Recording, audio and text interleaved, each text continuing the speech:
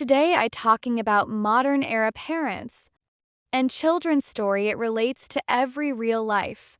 A mother said good job to her daughter every single day for 6 years until a teacher told her that phrase might be the reason her daughter was afraid to try anything new. Welcome back.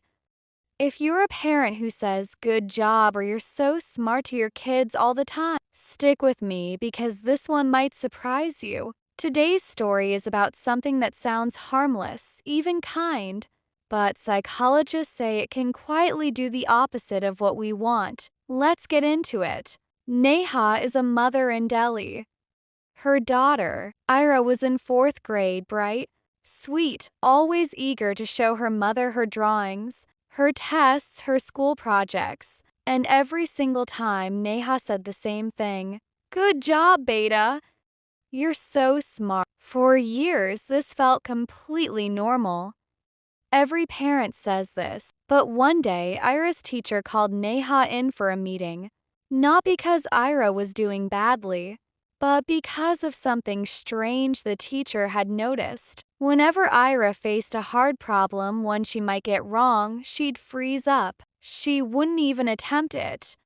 She'd say, "I don't know this one," and skip it completely, even when she probably could have solved it. The teacher asked Neha gently, "Does Ira hear a lot of praise at home? Things like, 'You're so smart, you're the best.'" Neha said, "Yes, all the time." "Isn't that a good thing?" The teacher said something that stayed with Neha for a long time. It might be teaching her that being smart is who she is. So if she ever gets something wrong, it doesn't feel like a mistake. It feels like proof that she isn't smart anymore. So she'd rather not try than risk finding that out. Neha went home shaken. She thought she'd been doing everything right. That evening, Ira brought home a drawing she wasn't happy with. She'd made a mistake with the colors and wanted to throw it away. Instead of saying, "No, it's so good, you're so talented," like she usually did, Neha tried something different. She said, "I can see you worked really hard on the shading here. What part do you want to try differently next time?" Ira looked up, surprised. Then she said, "Actually, I think I'll try painting the sky first next time." She didn't throw the drawing away. She kept it, mistake and all. Psychologist Carol Dweck has studied this exact pattern for years, and it lines up with what Neha discovered on her own. Number 1, praise the effort, not the person. Instead of "You're so smart," try, "I can see how hard you worked on this." This tells a child that effort is what matters, not some fixed trait they either have or don't. Number 2, ask questions about the process. Instead of just "good job," try, "What was the hardest part? How did you figure that out?" This makes children reflect on how they solved something, which builds real confidence, not fragile confidence. Number 3, normalize mistakes out loud.